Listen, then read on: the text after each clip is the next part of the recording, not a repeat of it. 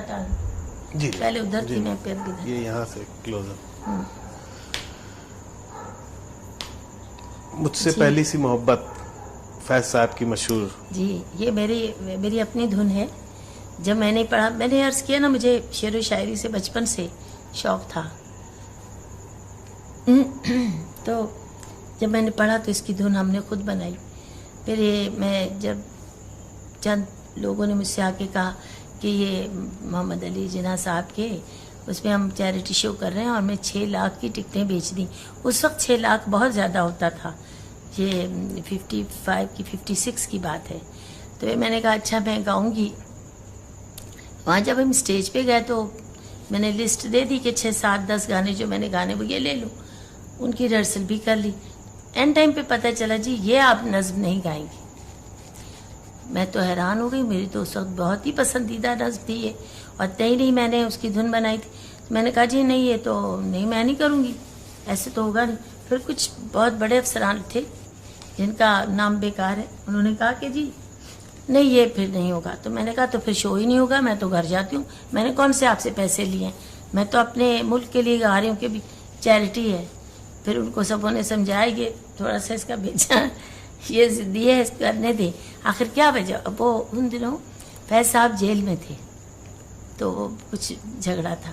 मैं गाई, फिर इतनी मकबूल हुई उसी दिन ये नज़्म, बहुत फर्स्ट टाइम लोगों ने सुनी, पूरी पब्लिक उठ के खड़ी हो गई, इतनी अच्छी लगी सबको। तो मैं चली गई गा के। उसके बाद 2-3 दिन बाद मुझे रात को 2 बजे के करीब या 1 बजे फैज साहब मेरे घर आए, और मैं तो करीब सोने ही वाली थी।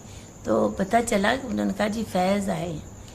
मैंने कहा भी कौन है फैज़, पता नहीं कौन। उन्होंने कहा जी फैज़, अहमद फैज़। ओहो, मैं तो ना दुपट्टा सर पे ना पाँव में जूती, भागी बाहर। जाके मैंने बाहर देखा तो एक शख्स को पहली दफ़ा देखना तो जरूरत तो नहीं होती कि मैं उसको गले लगा लूँ, इतना मुझे उनका कलाम, वैसे ज़हनी तौर पे उनके कलाम के तो हम आशिक़ थे, हमने शक्ल तो देखी नहीं थी।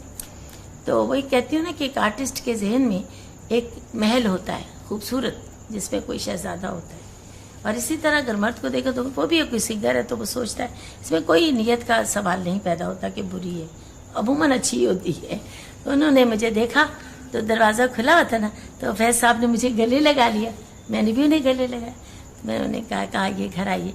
कहते भाई मैं आपसे सिर्फ शुक्रिया अदा करने आया हूँ कि आप इतनी ऊंची हस्ती हैं जिन्होंने इतना मुकाबला करने की तुम्हें यानी हिम्मत है कि आपने सबका मुकाबले करना था ना गवर्नमेंट का, कि नहीं जी मैं तो नहीं गाऊंगी, कुछ हो जाए मैं यही गाऊंगी। तो आपकी हिम्मत की दाद देता हूँ, शुक्रिया करने। उस दिन से फिर हम लोग बहुत करीब हुए, उनकी फैमिली में आना जाना, हर पार्टी में जाना, मगर फिर भी हम इतना न मिल सके। जैसे बाद में मैं इतनी मसरूफ़ हो गई अपनी ज़िंदगी में, और उसके बाद मेरी शादी हुई एजाज़ दुरानी साहब से, उसमें से बच्चे हुए और गाने भी काम भी बहुत ज़्यादा बढ़ गया, इंडस्ट्री में भी बहुत ज़्यादा तूफ़ान में रोज़ के 3-3 गाने।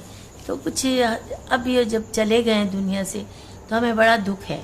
हम अक्सर मैं उनका कलाम पढ़ के रो पड़ती हूँ कि कितनी बदनसीबी है कि हम कर सकते थे, मिल सकते थे, और अपने काश, अब मैं कहती हूँ ज़िंदा होते मैं गाने ही छोड़ देती। जब वो कहते हम बड़ी बड़ी महफिलें वो मिलते थे सब दोस्तों से, हम नहीं जा पाते थे। बस इसी तरह इंसान ज़िंदगी में बहुत भूल करता ही जाता है। वो कहते हैं ना, याद माजी अजाब है या रब, छीन ले मुझसे हाफ़ज़ा मेरा, ये वो बात होती है। मुझे तो बहुत कलाम बहुत पसंद है। एक शेर मुझे और बहुत पसंद है कि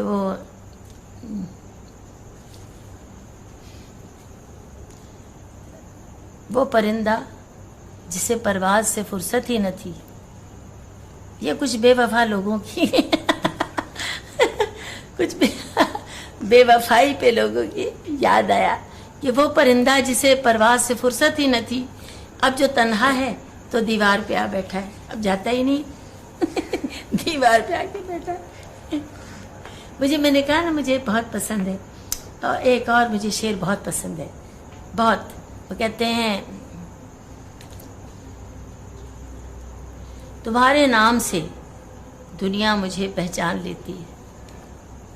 واہ. تمہارے نام سے دنیا مجھے پہچان لیتی ہے. میں وہ کھوئی ہوئی ایک چیز ہوں جس کا پتہ تم. میں وہ کھوئی ہوئی ایک چیز ہوں جس کا پتہ تم.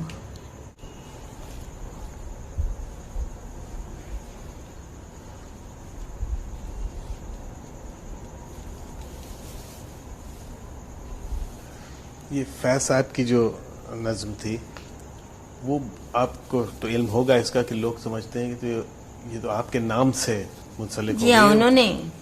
بعض لوگ تو یہ بھی نہیں بات جانتے. کروں میں؟ جی ہاں سر. اچھا وہ تھا کہ جب یہ فیض صاحب نے بھی سنی، بار بار سنی، کئی محفلوں میں میں اور اعجاز دونوں ہی جاتے تھے. تو میں نے بتایا نا پہلے کہ ہم کافی پہلے ملتے تھے. پھر اس کے بعد کئی مشاعرے میں فیض صاحب سے کہا گیا کہ آپ وہ نظم سنائیے. تو وہ فرماتے تھے کہ یہ نظم نور جہاں کی ہے، یہ اب انہیں کے نام سے منسوب ہے، اور اب میں نہیں اسے پڑھوں گا، وہی پڑھیں گی، وہی گائیں گی. تو وہ انہوں نے اسے اپنے مشاعروں میں پڑھنا چھوڑ دیا تھا. کہتے تھے نہیں نور جہاں اب پڑھیں گی اس کو. بہت چاہتے تھے، بہت اچھے لوگ تھے. آپ نے آپ نے جو قصہ سنا کہ آپ نے مقابلہ کیا کچھ لوگوں کے ساتھ اس نظم کے پڑھنے کے لیے. جی ہاں. اور کبھی آپ کو کوئی مقابلے کرنا پڑے کسی نہیں، اللہ کا بڑا کرم ہے زندگی میں تو جی اب تک مقابلے ہی چل رہے ہیں. کوئی لوگ بھی ایسے جو دیکھے اچھے لوگوں کی کوئی کمی نہیں. ویسے بھی میں تو یہ سمجھتی ہوں کہ مجھے کوئی برا ملا ہی نہیں، کیونکہ میں کسی کے ساتھ بری نہیں.